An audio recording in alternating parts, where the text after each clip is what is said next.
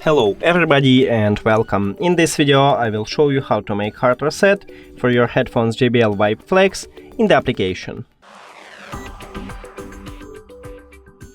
You have to start by open the application and now scroll down.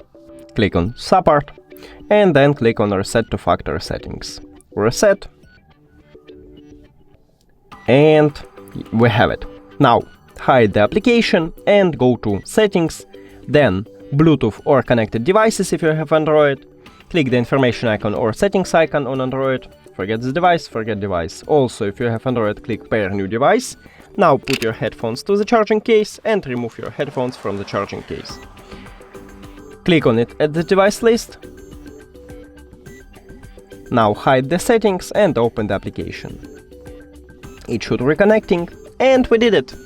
Thank you for watching this video. If you found it helpful, please consider subscribing to the channel and leave the like on the video. It's really important to us. See you later!